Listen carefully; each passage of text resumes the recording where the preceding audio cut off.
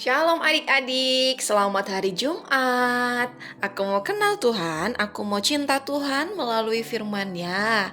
Nah, di pagi hari ini kita kembali lagi merenungkan kebenaran firman Tuhan bersama-sama. Lalu Seika akan memimpin kita di dalam doa ya. Mari kita berdoa. Tuhan Yesus, terima kasih di pagi hari ini untuk kesempatan yang indah yang Tuhan berikan bagi kami. Kami semuanya boleh bangun di pagi hari ini dengan baik, dan di pagi hari ini juga kami juga diberikan kesempatan lagi untuk merenungkan kebenaran firman-Mu. Kami berdoa kiranya Tuhan menolong setiap kami supaya di dalam merenungkan firman Tuhan kami boleh sungguh-sungguh, bahkan juga kami boleh melakukannya dalam kehidupan kami sepanjang hari ini. Dalam nama Tuhan Yesus Kristus kami sudah berdoa. Amin. Nah, adik-adik, di pagi hari ini kita masih mau melanjutkan merenungkan kebenaran firman Tuhan di dalam kitab 2 Samuel pasalnya yang ke-19, ayatnya yang ke-24 sampai ayatnya yang ke-30. Tetapi di pagi hari ini kita akan membaca di dalam ayatnya yang ke-29 sampai ayatnya yang ke-30.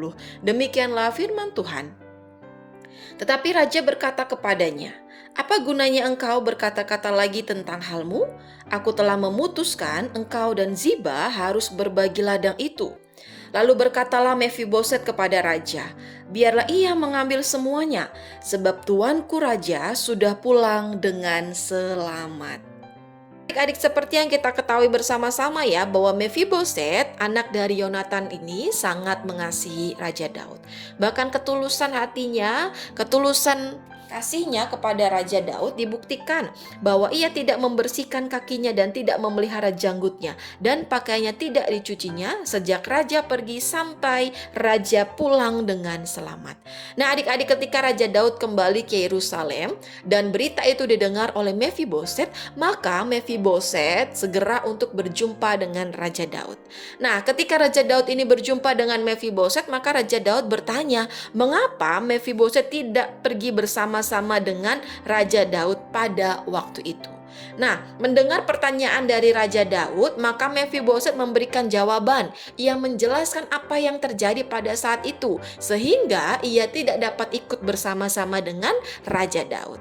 Nah, adik-adik, ternyata yang terjadi pada saat itu ialah Mefiboset memberikan perintah kepada Ziba, yaitu hambanya, untuk mempersiapkan keledai yang akan ditumpangi supaya Mefiboset ini dapat bersama-sama ikut dengan Raja Daud. Karena Mefiboset ini kakinya pincang ya adik-adik ya, sehingga ia tidak dapat berjalan dengan baik. Akan tetapi apa yang dilakukan oleh Ziba? Ternyata ia hanya mempersiapkan keledai yang hendak ditumpanginya sendiri. Ia pergi meninggalkan Mefiboset, bahkan ia menyampaikan hal-hal yang tidak benar tentang Mefiboset kepada Raja Daud. Nah, hal ini dapat kita lihat ya adik-adik ya di dalam renungan-renungan harian sebelumnya yang pernah kita bahas. Nah, adik-adik, mendengar hal yang telah dijelaskan oleh Mefiboset kepada Raja Daud, alasan-alasan yang Mefiboset sampaikan kepada Raja Daud, maka Raja Daud menjawab, "Nah, untuk apa aku mengetahui hal-hal yang demikian? Ya, padahal ladang yang telah aku berikan ini akan aku bagi antara engkau, Mefiboset, dan juga Ziba." Jadi ladang yang telah diberikan oleh Raja Daud, Mefiboset dan Ziba harus berbagi.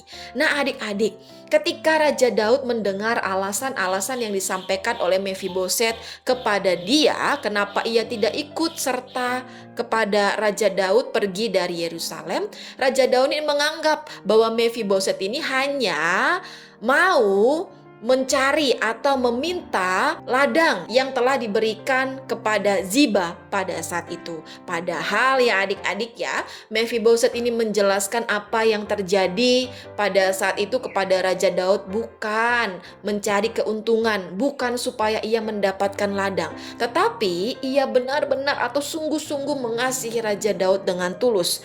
Nah, hal ini juga dibuktikan ketika Raja Daud memberikan atau memutuskan Mefiboset dan Ziba harus berbagi ladang itu, maka Mefiboset membiarkan Ziba untuk mengambil semuanya. Sebab kedatangan raja, kepulangan raja dengan selamat, itu adalah hal yang berharga. Itu adalah kesukacitaan yang amat sangat besar. Nah adik-adik, melalui kisah ini kita pun juga dapat belajar bersama-sama ya, bahwa ketulusan Mefiboset di dalam mengasihi Raja Daud tanpa ada sesuatu, tanpa mencari keuntungan adalah sikap yang patut untuk kita contoh.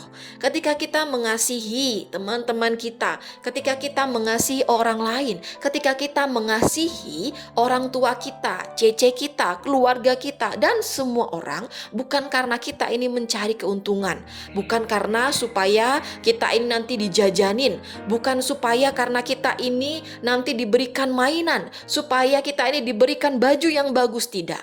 Tetapi ketika kita mengasihi orang lain, memang kita mengasihinya dengan ketulusan, dengan kesungguhan hati. Sebab Tuhan Yesus juga memberikan perintah kepada kita untuk mengasihi sesama kita seperti dirimu sendiri. Oleh karena itu di pagi hari ini, yuk kita kasihi semua orang yang ada di sekeliling kita dengan kasih yang tulus, dengan kasih yang sungguh-sungguh, tanpa mencari keuntungan apapun.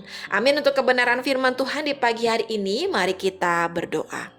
Tuhan Yesus, terima kasih di pagi hari ini untuk kebenaran firman-Mu yang kembali lagi mengingatkan kami untuk sungguh-sungguh mengasihi orang-orang yang berada di sekeliling kami, untuk mengasihi teman-teman kami, orang tua kami, keluarga kami dengan kasih yang tulus tanpa mencari keuntungan apapun.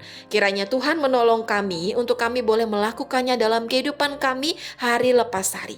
Dan kami juga berdoa ya Tuhan, menyerahkan untuk sekolah kami, aktivitas kami, kegiatan kami di sepanjang hari ini. Kiranya Tuhan menyertai kami, memberkati kami.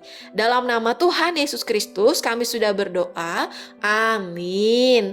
Nah adik-adik, sekian dulu renungan firman Tuhan di pagi hari ini ya. Sampai ketemu di dalam renungan harian selanjutnya. Bye-bye adik-adik.